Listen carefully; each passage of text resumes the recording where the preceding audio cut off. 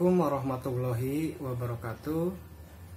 Kali ini kita akan mengulas materi berikutnya, yaitu tentang ejaan.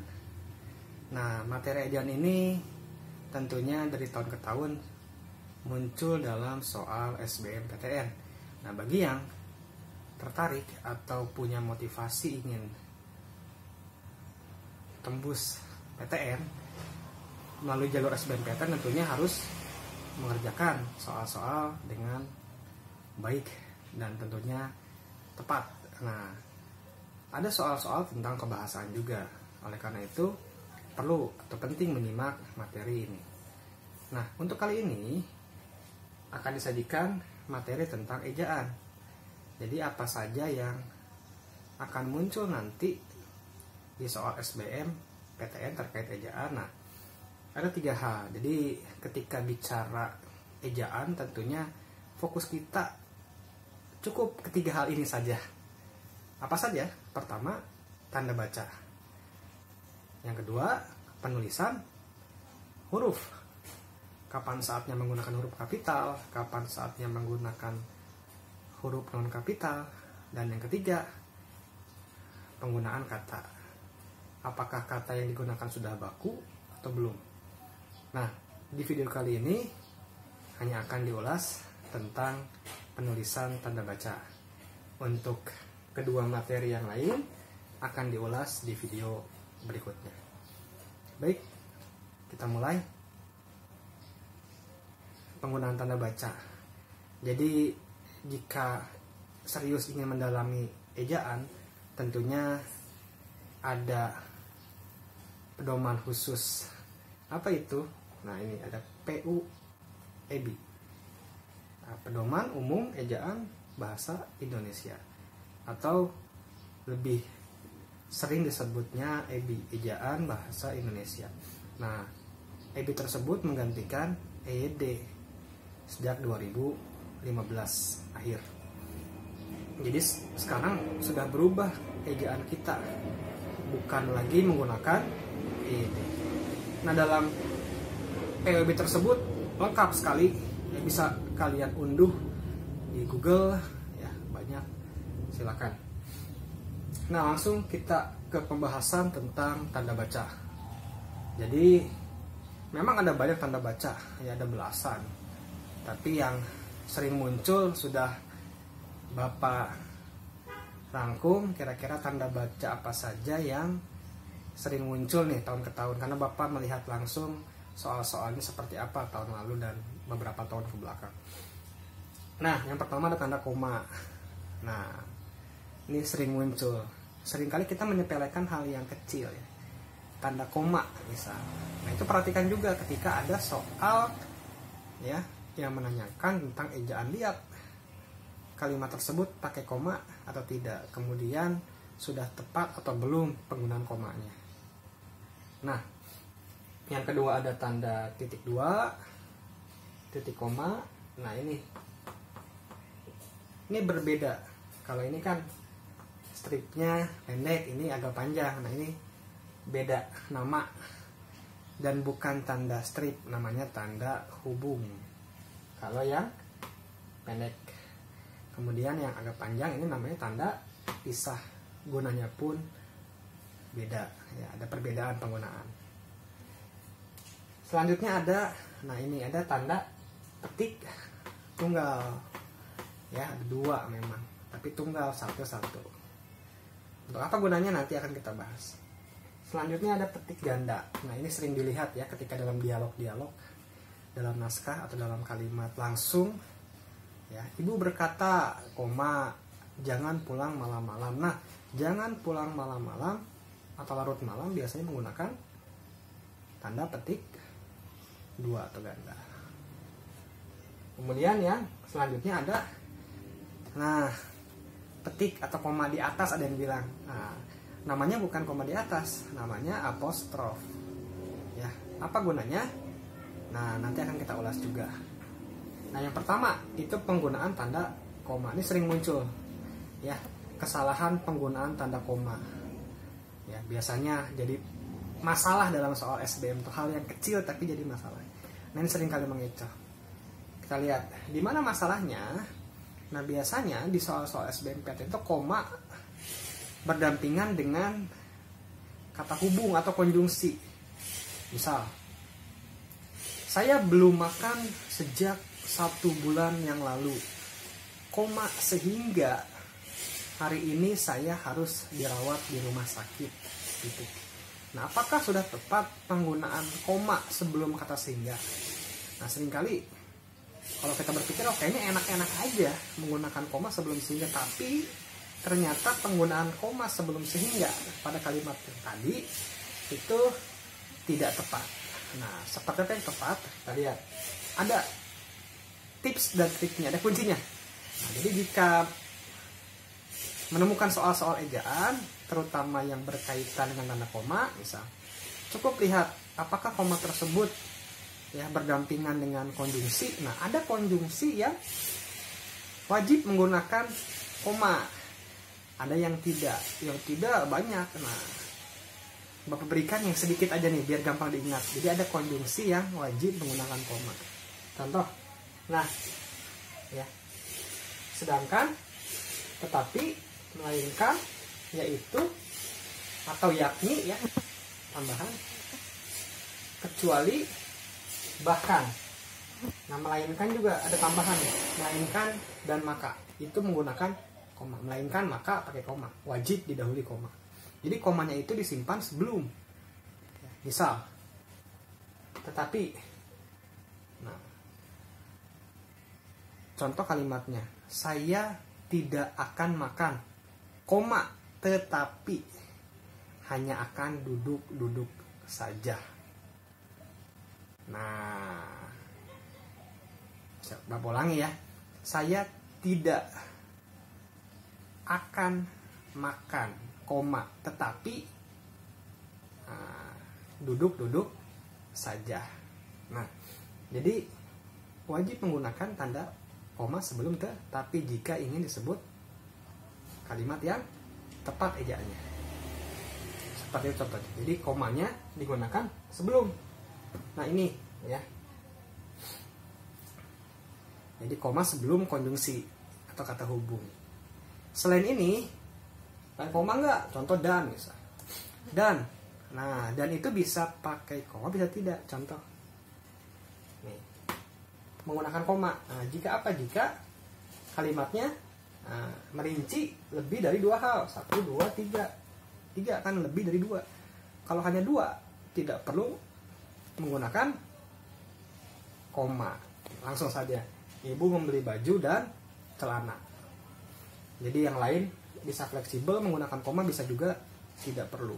Nah ini yang wajib. Yang wajib menggunakan koma. Itu. Contoh lain kecuali. Nah, ini sering ditemukan dalam soal-soal, terutama soal-soal yang pertanyaannya itu menegasikan atau menentang. Berikut ini struktur proposal yang tepat. Koma, kecuali. Nah, biasanya menggunakan koma sebelum kata kecuali. Itu contohnya. Ya. Nah, itu koma. Jadi soal-soal tentang tanda baca, terutama tanda koma yang tahun ke tahun muncul. Gitu.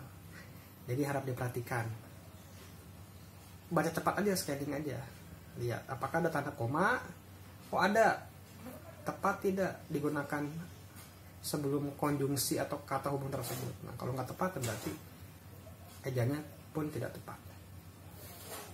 Nah berarti selain ini, contoh apa sehingga itu tidak perlu menggunakan koma. Ya, ini tambahan. Maka. Ya. Jadi kalau kita singkat biar gampang diingat, STMYKB ya, STMYKB. Jadi konjungsi ya yang diawali dengan tanda koma. Itu konjungsi yang diawali huruf STMYKB. S-nya sedangkan, T-nya tetapi, ya M-nya melainkan, maka, Y-nya yaitu, yakni, K-nya kecuali, B-nya bahkan. Selanjutnya, nah ini ada contoh kasus. Kita lanjut ke tanda baca yang berikutnya, yaitu titik 2. Nah, titik 2 apa sih gunanya dan digunakan saat kapan? Untuk titik 2 sendiri kita lihat nih. Di hadapan kalian ada contoh kasus. Ibu membeli baju. Nah, ini pakai titik 2. Ini titik 2-nya setelah alat mandi. Mana yang tepat? Yang tepat yang ini. Mengapa? Jadi titik 2 memang gunanya untuk merinci. Tapi harus tuntas dulu. Ingat, harus tuntas dulu klausanya. Ibu membeli alat mandi. Tuntas dia. Alat mandi. Kalau ini kan nggak tuntas. Membeli apa? Ya, masih mengganjal. Contoh lain, hanya ada 2 pilihan. Tuntas kan? Baru menggunakan titik 2. Hidup atau mati. Contohnya itu. Nah, jadi ini tidak tepat. Harusnya tidak perlu menggunakan titik 2. Seperti itu. Ya. Nah. Baik, apa bedanya dengan titik koma? Nah, kalau titik koma, nah, gunanya dia bisa menggantikan kata hubung setara. Contoh dan kalimatnya. Ibu sedang mencuci mobil, titik koma. Ayah sedang mencuci piring.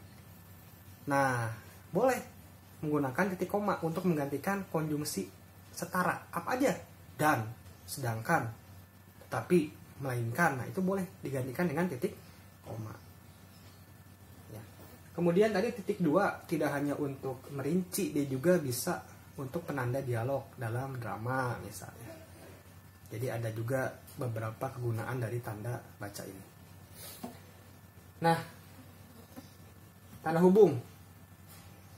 Seperti apa gunanya? Tanda hubung ya untuk menghubungkan. Nah, menghubungkan apa? Kata dengan kata bisa dia. Contoh dalam kata ulang. Misal pohon, pohon. Nah, ini tanda hubung yang dipakai ya. Contoh. Kalau tanda pisah untuk apa? Nah, untuk menandakan sampai dengan. Jadi seringkali kita di surat malah menggunakan tanda hubung ya. Acara dimulai dari jam 8 ya.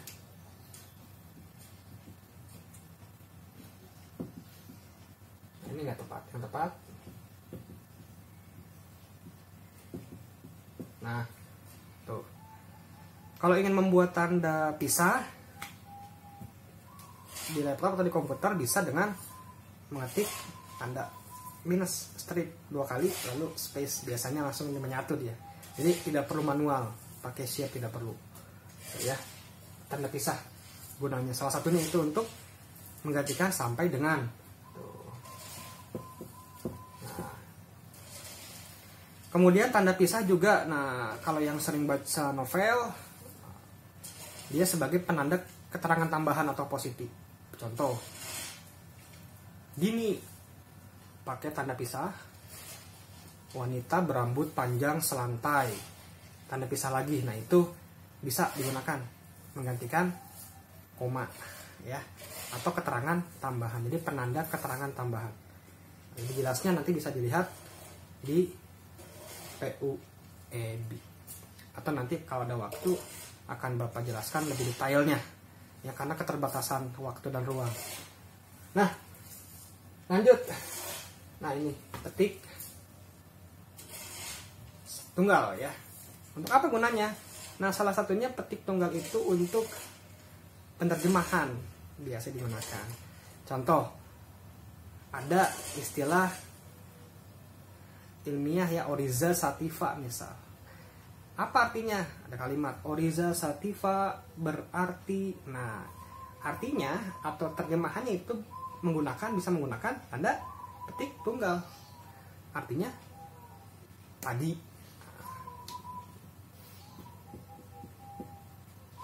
Nah, bisa untuk arti sebuah kata atau istilah.